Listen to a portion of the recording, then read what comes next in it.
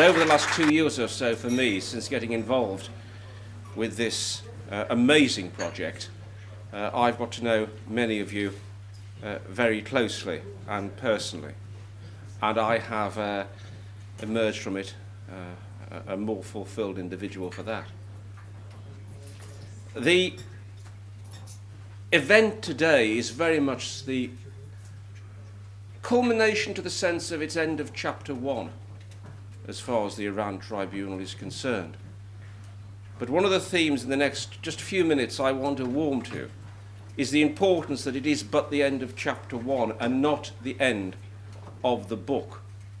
Because it is what the work, the effort and the commitment has produced to date and how it is used that is important. There has been and there will be much debate, and we've no doubt maybe dealing with questions about it again today, perfectly legitimately, as to how the parameters for this inquiry were chosen.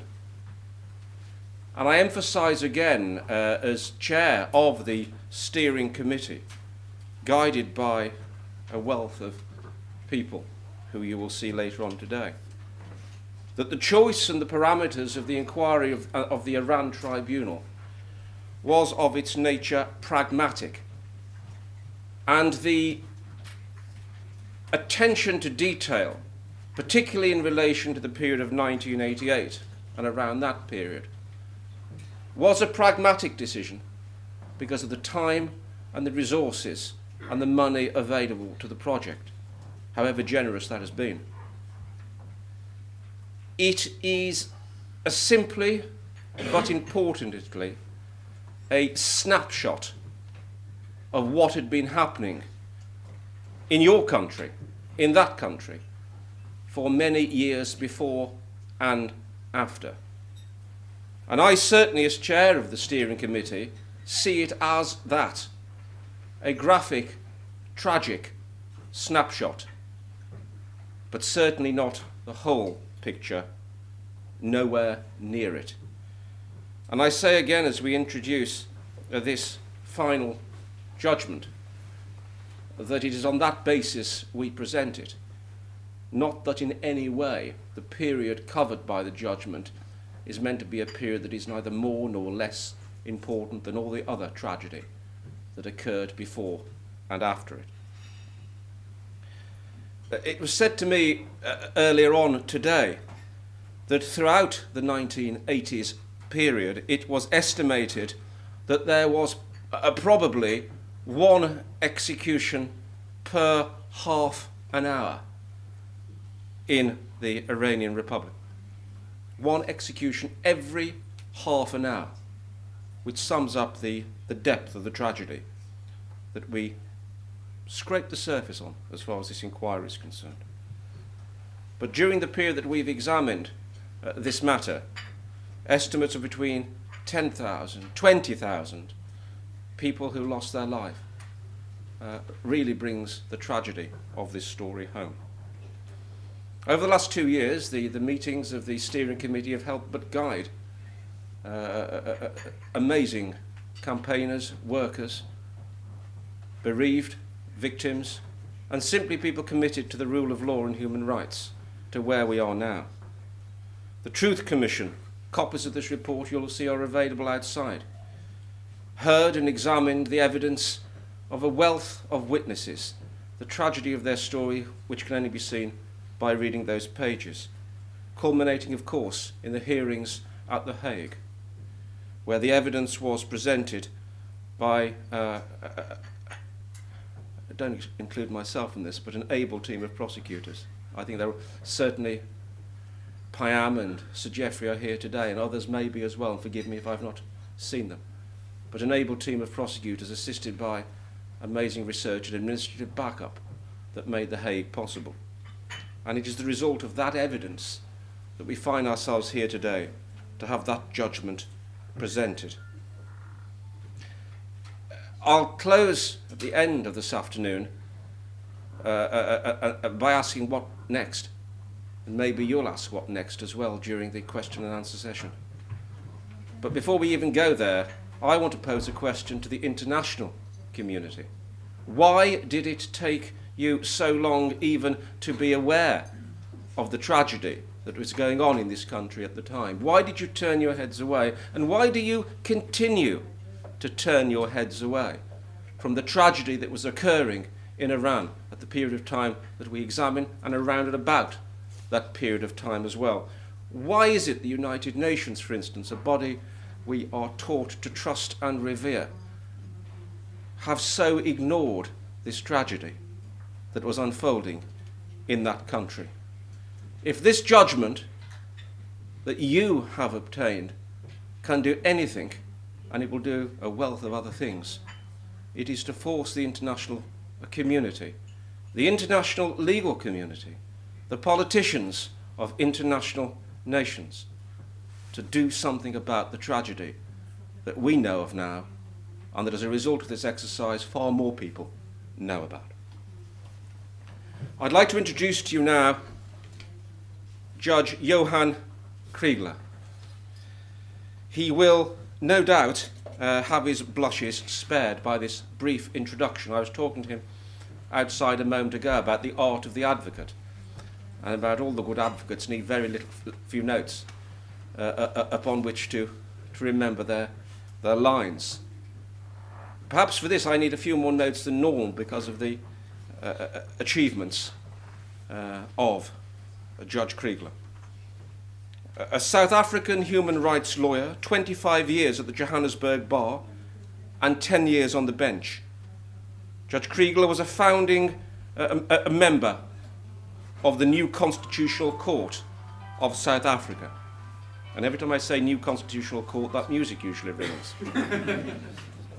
Appointed by President Mandela in 1994, and Judge Kriegler served there until 2002. But that didn't signal his retirement. His wide-ranging involvement in international affairs included work for the United Nations and the International Bar Association. And no doubt a preliminary review of his passport will indicate countries such as East Timor, Liberia, Libya, Pakistan, Palestine, and Sudan, but just a few countries where this man has worked in the human rights field for the good of mankind. In 2008, he led a 6-month international review of the African Union of Kenya's failed elections in 2007. And more recently, he spent 9 months as an electoral complaints commissioner in Afghanistan. That's just headlines and head notes of Judge Johan Kriegler, who, with a team of other judges, now present their judgment to you. Thank you, Judge Kriegler.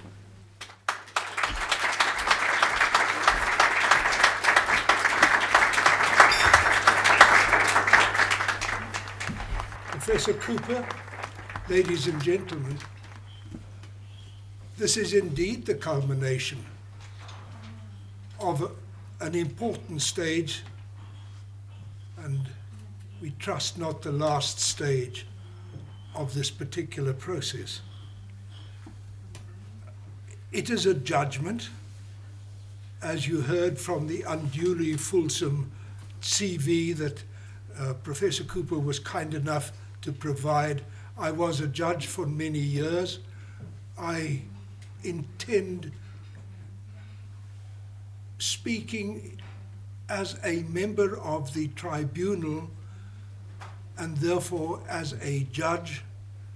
I intend giving our conclusions, our reasons, and if any questions arise later in a question and answer session, I would be happy to add to that. I want to start this judgment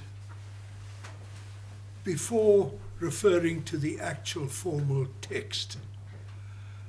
It is a truism in jurisprudence that a judgment is only as good as the argument that the bar presented in support or in opposition to the issues that are to be dealt with in the judgment.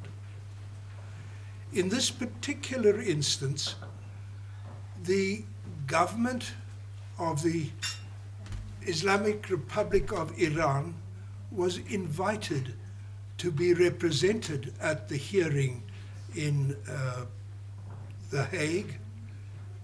It didn't decline, it ignored the invitation, which put an added burden on the team of lawyers who were presenting the evidence to the tribunal to ensure that it was a proper hearing, not the kind of one-sided, cynical and sordid charade that was practiced upon the innocent people of Iran for so many years, and probably, for all we know, still is the practice.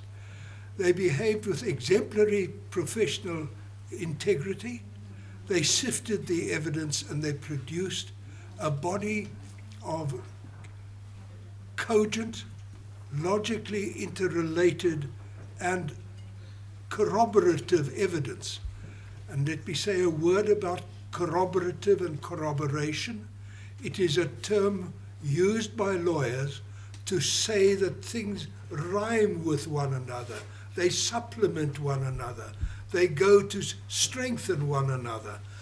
Thus, if you have evidence of a witness as to something that happened in Tehran, and then you have some evidence about something that happened in Tabriz, and it has certain corresponding echoes, you say to yourself, this adds to the truth of both stories, because they had not talked to one another, and you have these echoes.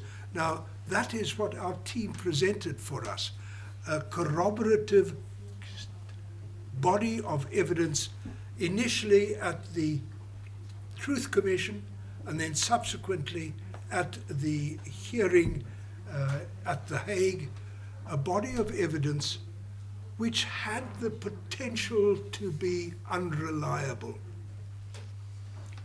And I, as an experienced jurist, went to The Hague saying to myself, it is a pity that the government of Iran is not represented. I would like to hear the other side. I would like to have the evidence tested in cross-examination or in contradiction. I therefore went to The Hague with a predetermined attitude of, I will listen, and I will listen skeptically. I would keep a healthy skepticism about the evidence, not only because it isn't being tested, but because it dates to decades ago, and it is common experience in trials that witnesses over a period of time rethink and think again and add to, and sometimes pervert what actually happened. The picture becomes more a recollection of what should have happened, or what you think happened, or what others told you, or what others asked you. So I went to The Hague ready to listen with a jaundiced ear and a jaundiced eye. I speak for myself, and I speak for my colleagues. We were totally convinced of the credibility, the substantial truthfulness of the evidence that we heard. Of course, here and there were little additions that were unimportant, but the substance of the evidence that we read that had been adduced at the Truth Commission, and the substance of the evidence that we heard at the hearing in The Hague was totally credible, totally convincing, and if I may add, horrifying. I will deal with it in slightly more detail in a moment. That by way of introduction. The judgment, with its annexes, runs to several hundred pages, something of the order of 600 or 700 pages. I assure you, I wish to do no more than give a brief overview of what it was supposed to cover and what it did cover. The judgment, as judgments do, commences with a history. The history starts at the turn of the 19th, 20th century, when a modern constitution with introducing a constitutional democracy of a kind was introduced in Iran. It takes us through 1948, when Iran, as a fully fledged member of the international community, was a party to and approved of and adopted the Universal Declaration of Human Rights, and in the 70s was a signatory to and adopted the International Covenant of Civil and Political Rights, both international covenants that set the standard of what is expected of governments in the modern world. It was a constitutional democracy until the late 70s, in some respects a tainted democracy, but a parliamentary democracy until the revolution and in the adoption in November 1979 of the new constitution and the formation of the Islamic Republic of Iran.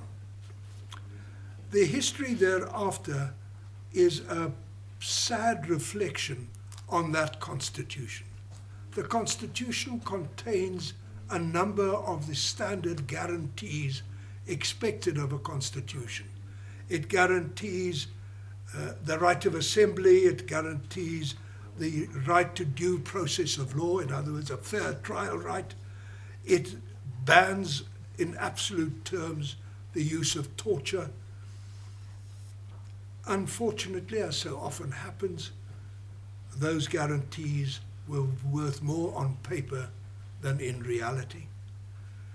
The history that unfolded then starts in 1979, 1980, 1981 with the dismantling of the judiciary, the judicial system, the rule of law, such as it was in Iran up to then, and the substitution of a series of amateur courts presided over by untrained presiding officers, usually religiously trained to a certain extent, but judicially wholly untrained. And the fact that the evidence is of sham trials throughout Iran is not surprising in the circumstances. The pattern that then develops from the early 80s through to 1988, which is the period covered by the judgment,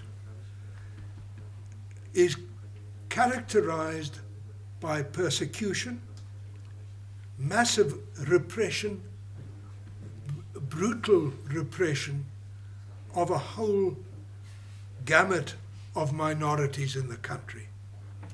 The fundamental denial of the essence of a modern state by the state of Iran, a state in which the right to dissent was denied, and not only denied, but was ruthlessly stamped out.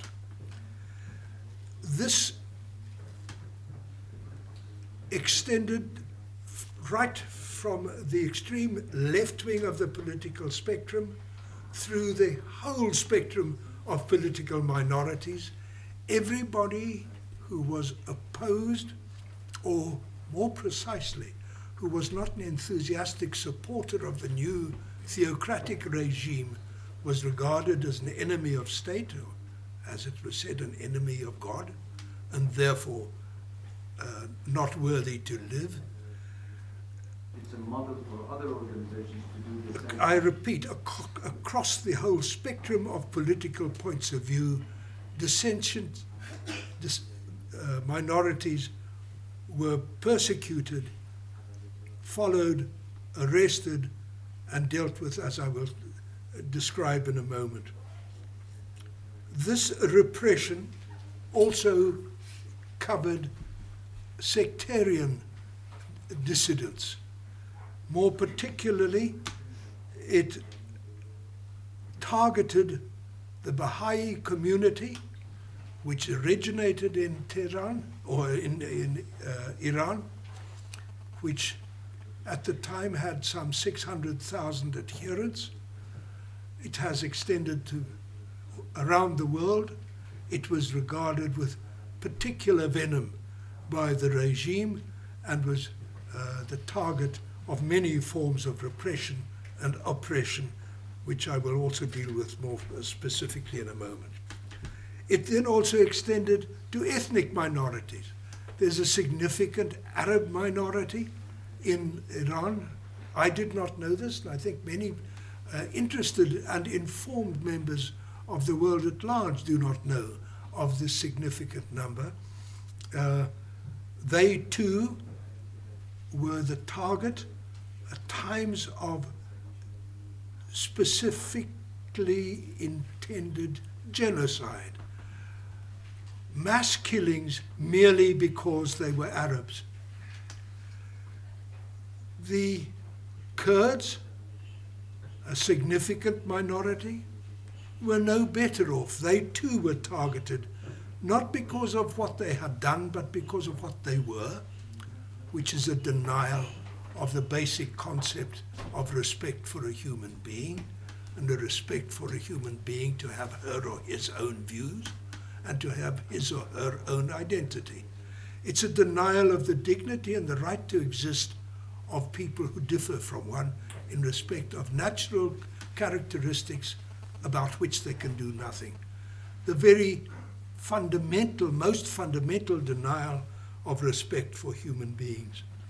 And then, of course, a specific target that covered all political views, all ethnic, all sectarian views. The regime was particularly vicious against women. Women who were regarded as chattels, women who, if they dared to be involved in any of these activities that were frowned upon by the state, were singled out for particular cruelty, for particular insults, for particular humiliation.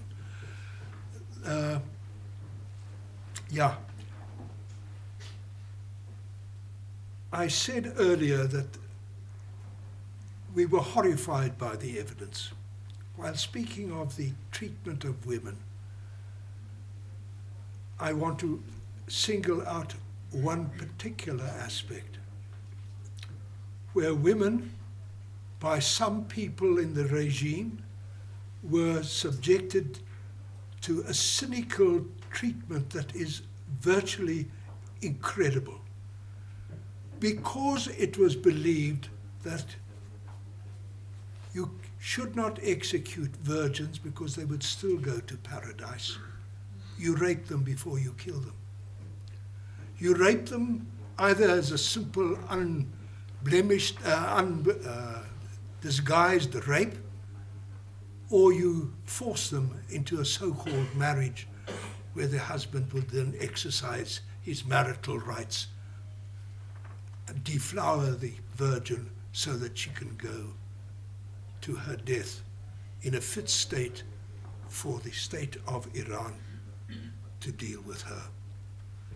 The treatment went beyond the grave.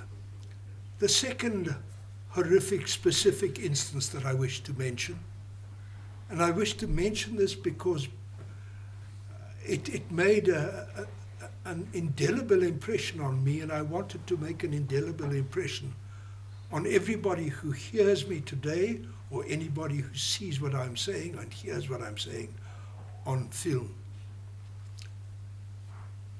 The regime at one stage saw fit to shoot its opponents by firing squad and by ordinary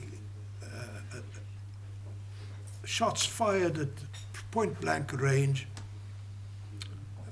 They later took to hanging them in a most cruel fashion, not to break their necks, but to strangle them to death slowly. But those whom they shot, on many occasions when the next of kin, the families came in their grief and in their respect for their dead, and as is proper in the culture of the people, to collect the bodies, to wash them and to bury them, they were made to pay for the bullets that were used by the regime to kill their loved ones before they could take the body. It is a cruelty of a callousness that is incredible. However, the evidence came from many parts of the country at many times, and it is evidence of a kind that simply could not have been invented and have been repeated by so many credible people from so many different communities and different parts of the world. The killings were preceded by torture of a kind that I had never encountered in anything that I had ever read, of a depravity, physical and psychological torture, obliging people to be a party to the firing squad killing their own comrades, obliging people under torture and threat of death to witness the execution of their colleagues, to make them sit and listen to the others being tortured before their turn came, to isolate people in boxes sitting around a crowded room, but each sitting in a little box and being obliged to keep totally silent and communicate with nobody, notwithstanding being surrounded by others. A form of torture for which somebody said it was the coffin, the others called it the cage, that caused a breakdown of one's sense of humanity, one's sense of belonging to people, one's sense of being able to communicate with one's fellow human beings. One of the essential qualities that distinguishes humankind from any other form of life on earth, this capacity to communicate, to be placed with others in torture and in pain and not being able to speak to them for days and weeks on end while you are sitting in the same place. And of course this all started with sudden disappearances. Sudden disappearances, summary execution of some. When the family goes to find out what has happened to the son or the father who disappeared this morning, they are shown the bloody corpse that afternoon. No trial, no suggestion of a trial, no attempt at fair trial proceedings. Those who in the 1988, after the infamous fatwa, of which I will tell you in a moment, those who were then executed in droves in 1988, prisoners who'd been in prison for years and who had committed no possible crime since their incarceration many years before, were retried and they were brought before mullahs and they were asked, do you still adhere to your such and such faith or ideology or political belief? Do you accept the regime? If the answer was anything other than yes, and sometimes even when the answer was yes, the result was a sentence of death, which was carried out virtually there and then, within a day or two. The bodies were thrown into trucks. We had horrifying evidence of people who heard these weird sounding thuds throughout the night and didn't know what it was until they realized that it was the corpses of their colleagues and friends and brothers that had been hurled like sacks of potatoes into the back of a truck to be taken to burial places where they were dumped in communal graves without any respect, without any notice to their families and their next of kin. a denial of the respect that is due to a human being even when life has disappeared from the physical body. They desecrated the graves of those whose next of kin had found the bodies and put up headstones. The contempt for the persons alive and dead, all in the name of the regime. The trials, I said before, were a cynical charade. The torture, the bastinado where they beat people on their foot soles, bled, restored them again, stopped the beating until the sensitivity had returned, and then started beating them again. I did not know that one's kidneys collapse under those circumstances. On occasions, many occasions, this led to kidney failure and death. On some occasions, we heard of some witnesses who were actually put onto dialysis, kidney dialysis, because they didn't want them to die, they wanted more information from them. The cruelty of using medical treatment in order to restore people, in order to torture them more, is a denial of the humanity of human beings. They denied people their medication. People who came in with medication were denied their medication. The treatment was of a nature that complies with every single tick mark that you make as a lawyer when you wish to decide whether this is a crime against humanity in terms of the nature of the crime. It is of a depravity that is incalculable, and it is a body of misdemeanors against their own people that deny the right to life, the right to dignity, the right to liberty, the right to freedom from torture, the right to a fair trial, the right to being respected as a human being, having your opinions respected. You go through the Universal Declaration of Human Rights, to which the government of Iran at the time was a participant, or the International Covenant, and you can tick off each one of the fundamental rights, and you say that was desecrated, that was desecrated, that was violated, that was ignored on a widespread basis throughout the country. Now, I say on a widespread basis because a feature that the tribunal had to consider was not only the nature of the crimes, which is one of the elements of crime against humanity, but it has to be of a generalized nature. It has to be systematic. It has to be systemic. You must be able to say it was widespread, and it was as a matter of state policy that these things were done. These weren't individual frolics by sadists on their own initiative. These were acts, these were atrocities committed in the name of and on behalf of and as agents of the state, the Islamic Republic of Iran.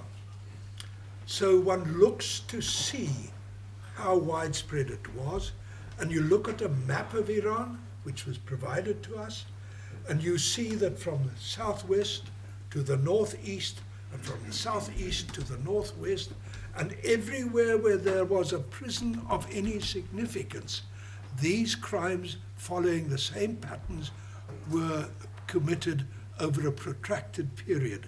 And the inference that the tribunal drew is an irresistible inference that these were atrocities committed not by local mischief and violence, but as a tool of state policy.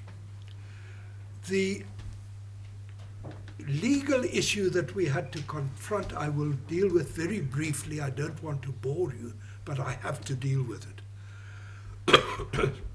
Today we have a statute passed, adopted in Rome and approved by the United Nations, adopted by the United Nations in 2002, that really sets the standards of what are crimes against humanity today. These acts that we are talking about took place well before that, and the question is, what in the 80s constituted crimes against humanity? We did, and in this respect, I want to pay homage to our colleague John Dugard, who is an international expert on the topic. He analyzed the law dating from the mid-19th century all the way through the end of the 19th century, the Geneva Conventions, the statements relating to the oppression of the Armenians in 1915, the statements at the end of World War I, ultimately the Nuremberg trials, their findings in respect of crimes against humanity, and individual jurisdictions thereafter dealing with Barbie and Eichmann and such like. And we came to the conclusion, on the strength of what Professor Dugard had researched for us, we came to the conclusion that in 2002, Article 7 of the Statute of Rome was a codification. It was a recognition of the law as it already existed at that time. It did not create new law. It recognized that in the family of nations, over more than 100 years, there had evolved a system of norms and standards whereby certain conduct committed in a certain context was recognized as a crime against humanity. Now, the importance of this is this.